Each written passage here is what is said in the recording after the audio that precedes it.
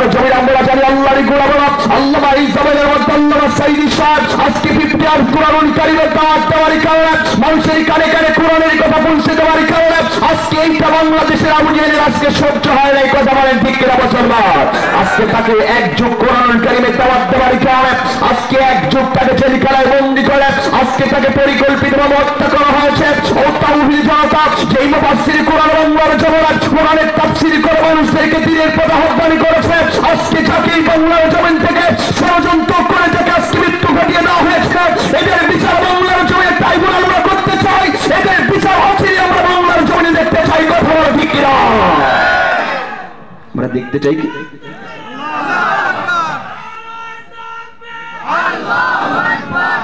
তৌফিক দান করে দাও আল্লাহর কাছে আল্লাহর নবী বলতেন ওয়াজআলনি শাকুরা। আল্লাহ তাআলা পৃথিবীর মধ্যে এই মুহাম্মদকে আজকে বেশি বেশি করে শুকরিয়া আদায় করার তৌফিক দান করে দাও। শুকর সুজুদ আদায় করবেন তাহলে কার? আরেকটু জোরে বলুন কার? আল্লাহর শুকরিয়া আদায় করলে লাভ না লস? আরেকটু জোরে বলুন লস না লাভ? আল্লাহ রাব্বুল আলামিন বললেন লা ইন শাকারতুম লা আযীদান্নাকুম ওয়া ইন কাফারতুম ইন্না আযাবি লাশাদীদ।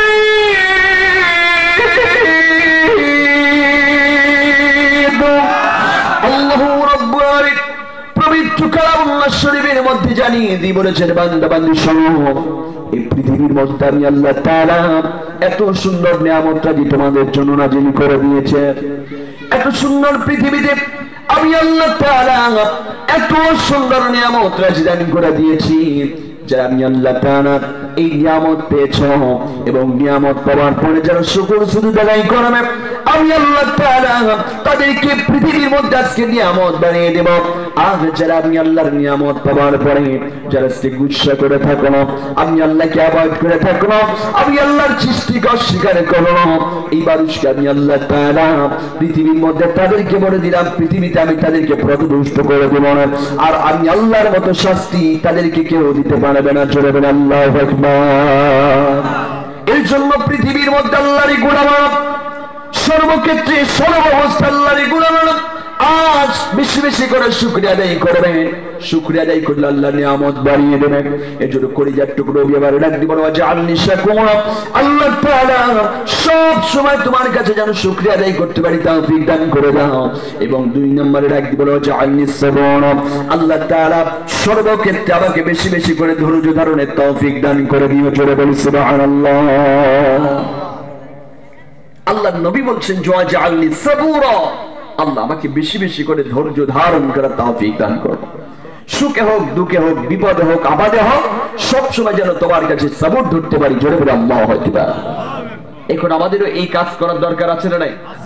আমরা বিপদে থাকলে আজকে অনেক মানুষ নামাজে যায় না, আছে না নাই? অনেক মানুষ বেশি টাকাওয়ালা হইলে নামাজে যায় না, এরকম ইত্যাদি ইত্যাদি দেখবেন। এক একজনের মেন্টালিটি এক এক রকম, আছে না নাই?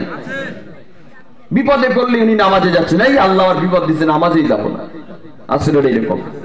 কিন্তু তার থেকে বিপদে পড়লেও আল্লাহর উপর সবর করতে হবে, আল্লাহর হুকুম হাকাম মানতে হবে, মাস্ট বি। এটা করবেন ইনশাআল্লাহ।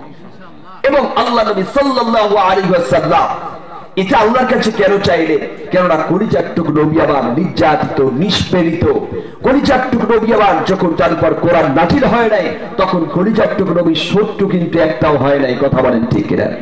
কোরআন কারীম যখন কলিজার টুকরো নবীর উপর নাজিল হয়ে গেল কলিজার টুকরো নবীর শত্রু পৃথিবীর মধ্যে বৃদ্ধি পেয়ে গেল। কথা বলেন ঠিক কিনা? যেখানে কোরআন থেকে মানুষের গাড়ি গাড়ি কথাগুলো পৌঁছে দেয় কলিজার টুকরো নবী পেছনে মানুষগুলো ঝাঁকে ঝাঁকে দিন গ্রহণ করে, ইসলাম গ্রহণ করে। এইটা একজন মাত্র ব্যক্তি সেই সময় ছিলেন, আজকে তার নাম হলো আবু জাহিল। নাম কি? কথা বলেন।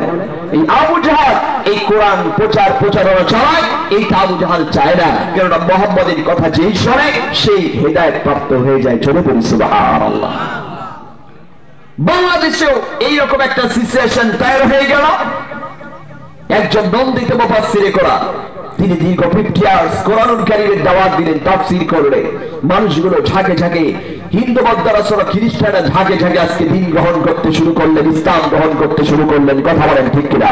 ঠিক সেই মুহূর্তে বাংলার জবানে আজকে আবু জাহাল, বাংলার জবানে নাস্তিক মুরতাদরা এরা ষড়যন্ত্র করে আজকে একেও এই বাংলার জবানে শুদ্ধ করে আজকে থেকে কারাগারের মধ্যে বন্দী করে দাও। কথা বলা কিনা? বাংলার জমির আমরা জানি আল্লাহরই গোলাম, আল্লামা এই জমিনের মধ্যে আল্লামা সাইদি সাহেব আজকে 50 আর কোরআনুল কারীমের দাওয়াত দেওয়ার কারণে মানুষের কানে কানে কোরআনের কথা পৌঁছে দেওয়ার কারণে আজকে এইটা বাংলাদেশের আবু জেহেলের আজকে সহ্য হয় না। এই কথা বলেন ঠিক কিনা মুসলমান?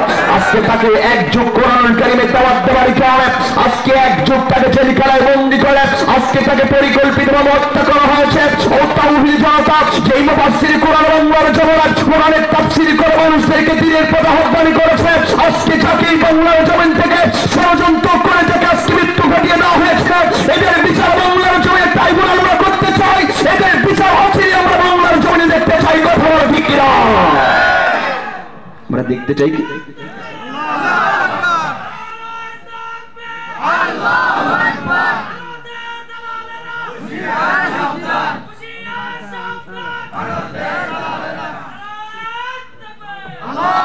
আলহামদুলিল্লাহ ভাই, তাকবীর দিতে এখন আর কোনো সমস্যা নেই। রাজি আছেন না ভাই?